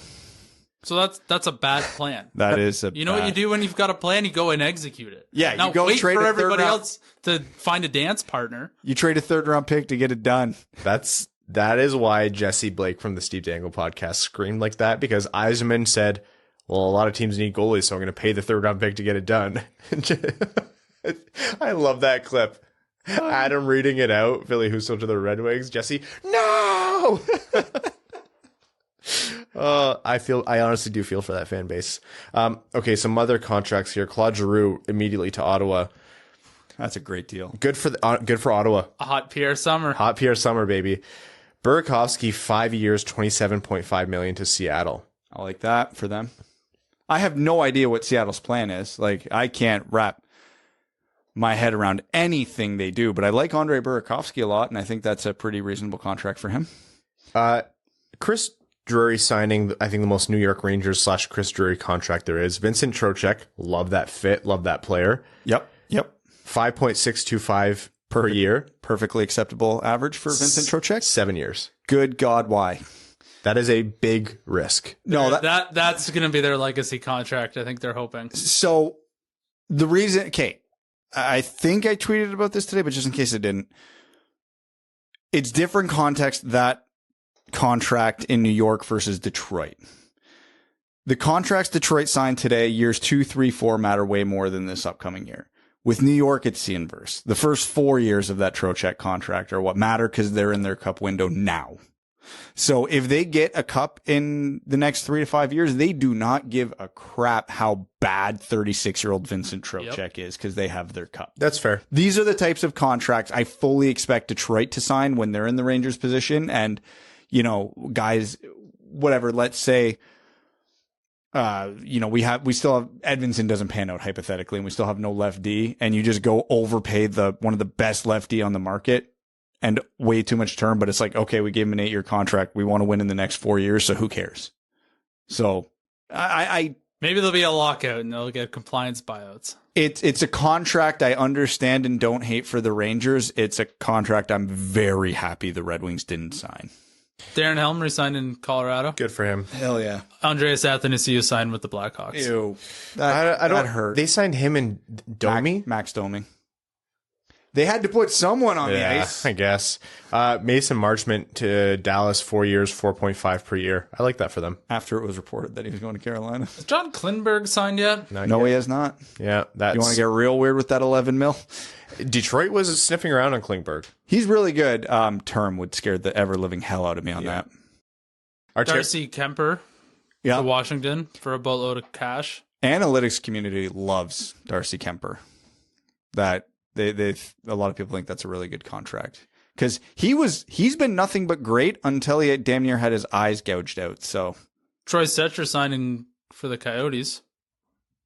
Poor guy just wanted a nice, quiet existence. Arturi Lehkonen extends in Colorado, 4 years, $22.5 million. Phenomenal contract. Nick Leddy, Detroit and St. Louis just exchanging all of their players. I mean, Yzerman is very well ahead in that one. Yeah. They signed Leddy and Grice. Yeah, they got Leddy, Grice. We got Perron, Sundqvist, Fabry, Husso. I think we come out ahead in this one. 4 years times $4 million. I don't know. I understand Sure. Nick Leddy's more valuable on a better team, but that's a decision. It makes me feel better about the Chiarot deal. Yeah, honestly. Ilya Mikheyev, 4 years, $19 million in Vancouver. Imagine that's basically giving prime Darren Helm that contract. So think of that whatever you will. Vlad Nemesnikov signed with the Lightning. Yep. Ew. Yeah, I know a lot of Red Wings fans wanted him back. Speaking of the Lightning, holy hell. Mikhail Sergachev. God, I wish the Lightning were my employer. Yeah, Mikhail Sergachev, 8 years times $8.5 million. Can someone please explain to me the Sergachev boner that Tampa has? Because the number of times I see him get walked and I don't see a massive offensive. I mean, he's great with the puck. Someone just explain to me Miguel Sergachev, please. Poor man's Victor Hedman. Well, clearly not a poor man. You said explain him as a player. I did. The finances are not my. Here's the thing. I understand Tampa Bay wants to lock up their guys. It's not going to be easy for them to lose Palat. And I'm not like, it doesn't correlate positionally here, but I'm just saying in terms of losing key players, okay. Is this the same Tampa Bay who signs all their other contracts? Because 8.5 times 8 years, there's almost no give there from Sergachev. Like No. that is a player-friendly deal. It's an overpay. But hey, thankfully they didn't overpay any other players for 8 years today, did they? Eric Chernak, 8 years, 41.6 total. That is a $5.2 million per year deal. He is a great defensive defenseman. Anthony Cirelli, 8 years, times $6.3 million. He's never scored 50 points in a season. Sergachev and Cirelli, these are all very good hockey players that are overpaid now. It kind of feels like Tampa Bay fell in love with those two players and just opened up the checkbook. It feels like when they realized that they weren't going to keep the band together, they got scared, so they did whatever they could to make sure they keep the band together. Unfortunately, they got Ringo. Unfortunately. Well, fortunately for us as Red Wings fans. Some other ones, Evander Kane returned to Edmonton. Evgeny Malkin obviously returned to Pittsburgh. The 8x8 that St. Louis gave Robert Thomas.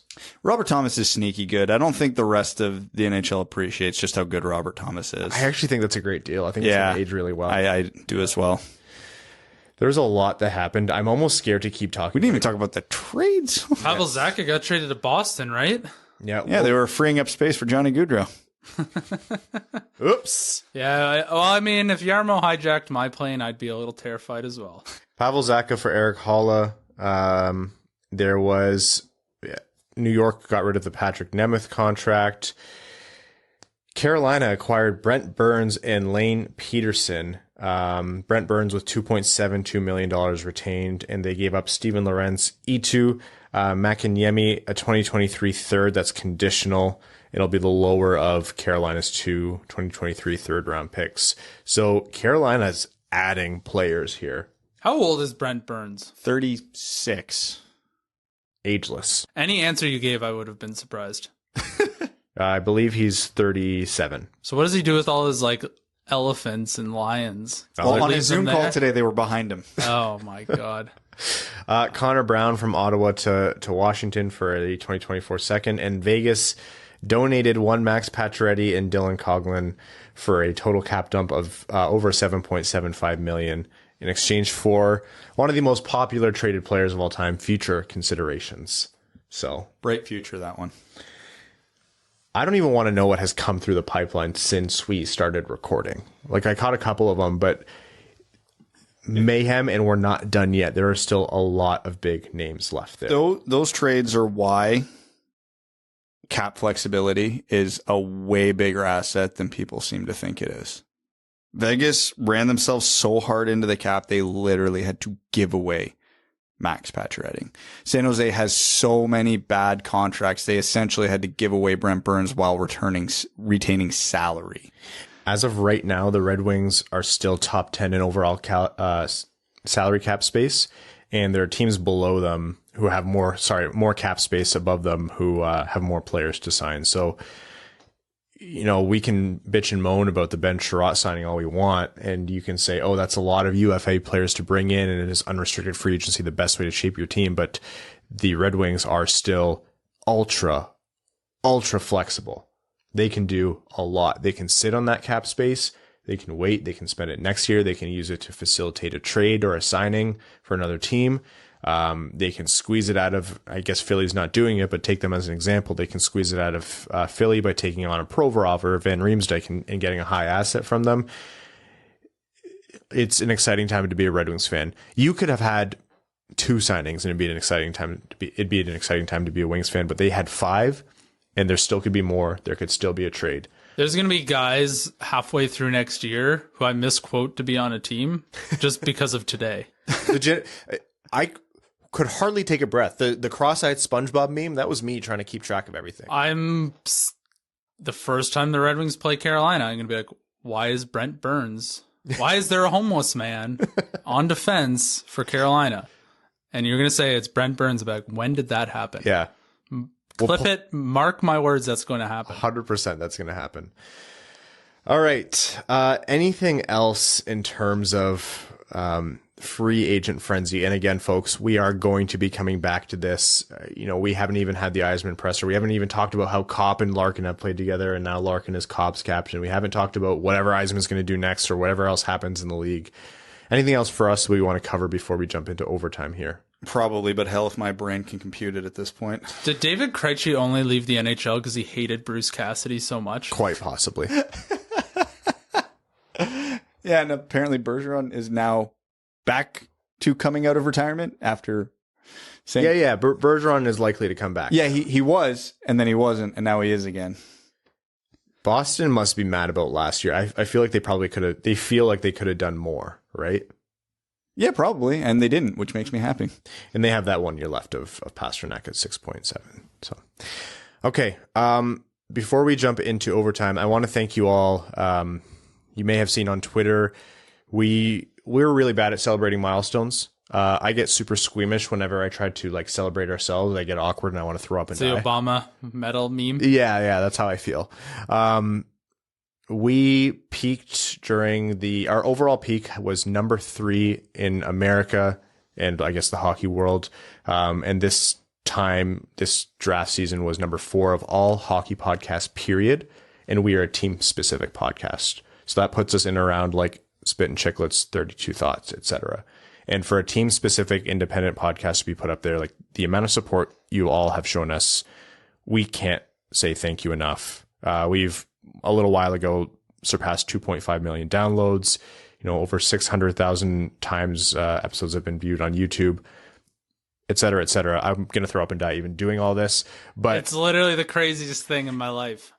By a long shot. By an absolute long shot. Like we talked about. And that's coming from a man who owns a private jet. Yes. Yeah. He calls it a PJ. I learned that in Succession, which is loosely based on Evan's life. You got to really make sure you pronounce the P strongly. But seriously, I mean, for Evan to show any modicum of emotion and say it's the craziest thing to happen in his life, it's been an absolutely insane 7.5 years. And for you all to put us on, up with that immense company, there aren't words that we can say to you to properly thank you. And our whole job here is to say words to you, to convey information. So for lack of anything better, thank you. We are very excited to keep this thing going, make it bigger and better for you. And we are beyond humbled. Yeah, I'm uncomfortable now. Can we move on? Yeah, let's move on. We're going to get into overtime, where the heartbeat of this show, our Patreon supporters, get their questions read out on air as our way of saying thanks for supporting the show. For the Patreon questions that don't make it to the main episode, we also record a Patreon exclusive right after this. And it's a bonus little mini episode where we loosen up a little bit, swear a bit more, but answer all of your questions all the same. So patreon.com/windwheelpodcast if you want to help support the show and join the Dub Club. Okay. The first comment that came up on the thread when I posted it was really funny, so I want to read it out. It's from Yako Ruta, who said, "Is this not one of the worst possible times to do the show? Everything you talk about will be moot." Well, Yako, there were 5 different major or at least significant signings for the Red Wings, and you still might be right. But hey, the show must go on. Okay. Question here from Logan Burgos. He says, "Hey guys, new patron. Logan, welcome to the Dub Club and thank you for your support." He says, "I was told to make fun of Brad, and I'll just say this. I met Brad at the second Winged Wheel podcast night and can confirm that he's short as shit." Logan, thank you for that. I don't know who paid you to say that, but we really, really appreciate it. The fun part about that night is the number one comment I got all night is, "Wow, you're not as short as Ryan makes you out to be." Evan paid a lot of people to say that. He felt I was being too mean, so he wanted to tilt the scales. I don't believe that for a second. You don't believe Evan would do something nice? No, absolutely not. No. Not for you guys. See the contempt in his eyes when he said that? I rest my case. Babe Landeskog is a Stanley Cup champion, says, "Attempt to answer this as unbiased as possible. If you're a UFA right now, what is the draw or sell to come to Detroit?" Money, cap space, so you can give the money. But no, in reality, it's you're getting in at the beginning of the window. And if you're one of those players who values having a big role in something like that, it's appealing. And, I absolutely get the appeal to that. You come into a team right at the beginning of something good, and then you get to be there for the whole ride.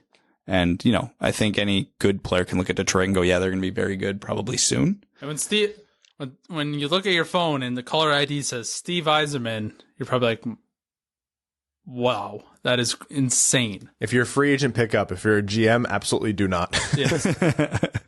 Yeah, it's the Yzerman effect. I mean, think of how many free agents quote the GM. I'm not saying there aren't other good GMs in the league, but how many press conferences have we seen where a player, Perron, Copp, whoever says, yeah, Steve Yzerman calls it, that's pretty important, or he was my idol, or look at what he's building here. We joke about the Yzerplan. That's not just a bit on a podcast. Like, the verbiage or the name might change depending on who you're talking to, but people really do believe in what he's building, and Tampa Bay is a testament to that. So, yeah, players who want to win will come here, and they'll come for a little less, as we saw today. And it all sort of started with, like, the Bobby Ryan when he signed, right? Like, Bobby Ryan wasn't the answer to all Red Wings issues, but he started part of the snowball that led to, better players resonating the same message. Coyote season tickets in Tempe says Pittsburgh is making the same mistake the Red Wings made. I get that Hextall wants to keep the band together for as long as possible, but his moves this past week have been very reminiscent of what Holland did between 2012 and 2017. If Hextall is unemployed within the next 18 months, I will be less than shocked. I think it's different when it's Crosby, Malkin, Letang, but I think the overall sentiment is, yeah, they're running out the clock without much of a plan for after, right? Yeah, well, I don't entirely hate what Pittsburgh's doing because they got a bunch of cups out of it already. their prospect and pick cupboard is bare. So they know the cliff's coming. So they're at the point of, yeah, we have 3 legitimate superstars. Let's just keep the band together and hopefully we can string together 1, maybe 2 more runs. Because again, it just takes 1 playoff for everything to go right. And all of a sudden, it looks all worth it. I don't think it's going to happen for them. And in the big picture, I agree that they probably should have started to tear this down. But again, they're just delaying the inevitable, so I don't think it makes a huge difference. And again, it's Crosby, Malkin, Letang. And Pittsburgh was really good these playoffs. They were 1, 2, 3 goalie injuries removed from probably beating the Rangers in the first round. Just a little layer of confusion for the Johnny Gaudreau thing. Oh, God. Apparently, the Devils' offer, Johnny Gaudreau accepted $9.75 per year. Apparently, the Devils' offer was well north of $10 million per season and included signing bonuses. He left a chunk of money on the table to sign in Columbus. I'm telling you, Jarmo hijacked the plane. I am very confused. This is the most fun chaos the NHL has had in a long time.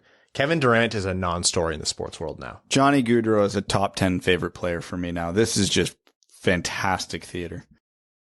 Benji says, Yzerman saw Sakic lifting the cup again and said, hold my beer. How does signing other top 6 players affect Bertuzzi? Would it make him more likely to want to return since we're more likely to win? Does it give Bertuzzi less bargaining power? Cheaper. Since we now have other options, does it push him out the door in a trade? All are possible. I hate to give you a non-answer, but that's the reality. Let me just dive inside Tyler Bertuzzi's brain.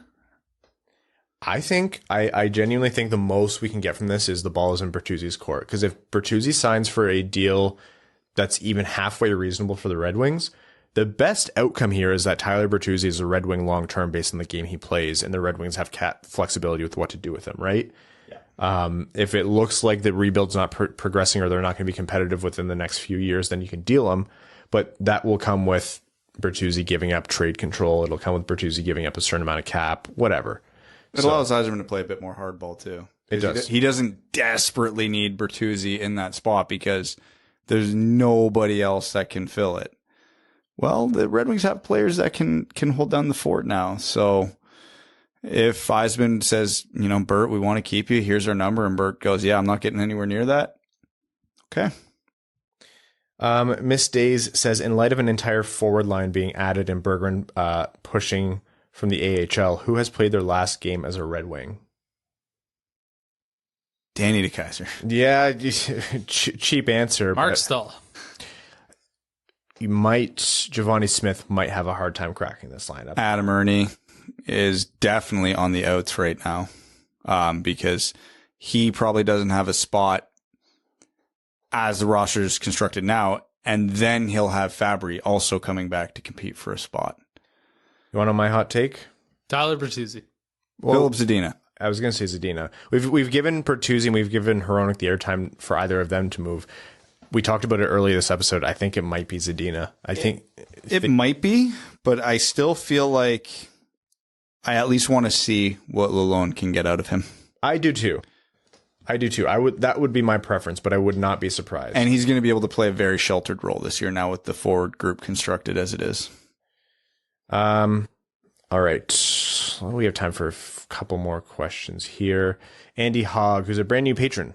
Andy, welcome to the Dub Dub Club, says, are these free agent signings an indication that Stevie believes the Wings have a majority of Stanley Cup contending team in the prospect pool right now? Seems like he's definitely making a push for the playoffs. That's an interesting concept. I would say yes, because with the way the team is, you got to assume the best prospect that they will acquire from here on out was Marco Kasper, because they're going to be picking lower and lower and lower every year. So, yeah, unless he's really, really super confident that he's going to get a Johnny Gaudreau level player in free agency or trade, yeah, the core of this team's got to come from within now.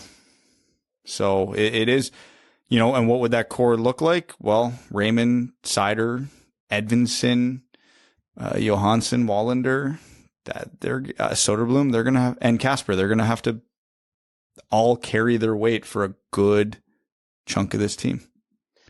All right, folks, we have plenty more Patreon questions and overtime to get to here. We're going to get to that in a Patreon exclusive overtime, which posts soon after the episode goes up. So for all of our Patreon supporters, you get to listen to that little mini episode as well, where we answer your questions and goof off a little bit. That's as much as we can cover for day one of free agency today. Everything else that happens, we will be covering you. If you're not already, follow us on Twitter at Winged Wheel Pod, and then follow our personal accounts as well. So, if we don't have a podcast up that day, you can still follow along the content on Twitter. All of our socials, we're on Instagram. If you're on TikTok, we're on TikTok, Facebook. And if you're not already, subscribe on YouTube as well. Folks, thank you all so much. The draft episode was this massive, colossal episode. The free agency episode is this absolute force to cover, especially when you have insane days like this. And without your support, we couldn't do it. So thank you all for tuning in. We'll be back with you on Sunday night for an update on whatever else Steve Yzerman and the rest of the NHL comes up with. So for all who have tuned in, thank you. All of our listeners, for all of you who have left us ratings on Apple Podcasts, Google Podcasts, Spotify, wherever you get your podcasts, it makes a big difference, and we really, really appreciate that. Are the sponsors of this show, the FanDuel Sportsbook, all of our Patreon supporters. Seriously, I did all that emotional spiel earlier that made Brad and Evan really uncomfortable. That starts and ends with the Patreon supporters. Like, we don't get here without you. So thank you all so very much, especially our name level sponsors, Aikfer, Arjun Shankar, Yves Bartels on behalf of the Sarah Grand Foundation, the Stay Fresh Cheese Bag, Nick Perks, Nicholas Brodeen, Brett Bailey, Terry Driver of the number 69 Crying Ryan Hanna's Banana Slam at Jamathon, Matthew M. Rice, Brandon M., Carl Brutananaluski, Arjun, I'll say your name again, Chimmy, Citizen High Five, Connor Chovy, who I believe is a brand new name level sponsor. Connor, welcome to the Dub Club, and I'm sorry if it's Scovy. Coyotes season tickets in Tempe, Craig Kibble, Derek Enstam, DJ Denton, Doesn't Tuesnit, Evans Farmer Tan, Give Blood Fight Probert, Greach, Hassam Al-Qassem, I'd Leave My Wife for Cider, Jay Gollum, Jacob Turner, Kalen Wood, King Tone, Kyle Hashman, Marcus, Matt McKay, Nicholas Fritz, R.A., Scott Martin, Sean Levine. The whole day has been one big laugh. Chiarot, Sam Bankson, Stay Fresh Cheese Bags, Adam, Now I Finish Better Than Ernie, Antonio Gracias, Babe Landeskog is a Stanley Cup champion, Ben Barron, Brian Vasha, Connor Leighton, Darren Ficcarelli, Dave W., Dungeon Master of Puppets, Darren, who moved up to name level sponsor. Thank you all so much. Evan's Bankrupt Parking Garage, Evan's Bingo Card, G-Rated Snowblower Joke, Griffey Boy, Jack the Bassist, James Laporte, Jeremiah Dobo, Jeremy Brocker, JM Rhapsody, John Evans, Josh Yelton, Justin and the Angry Mob, Kevin McCracken, Quaz, Logan Burgos, brand new name level sponsor, thank you. Marco Casper, hey, wow, thanks for supporting the show. Matt Keeler, Matt S., Maximilian Cheesebags, Papa Woody, Porn, Star by Day, thank you. New name level sponsor, appreciate that. Puck Norris, Revi DeLuca, Thick Rick, Trevor Pepovar, Zach McCann, a driving range superstar. Thank you all so very much. Day one of free agency. Ugh. See you Sunday. Thanks for tuning in to the Winged Wheel Podcast. Be sure to check out wingedwheelpodcast.com, where you can subscribe to the show on iTunes, Spotify, or wherever you get your podcasts. You'll also find links to other ways to support the show, such as Patreon, official podcast apparel, and more. And don't forget to follow the show on Twitter at Winged Wheel Pod. And of course, the hosts at Brad Crisco, at Ryan Hanna WWP, and at Hockeytown Evan.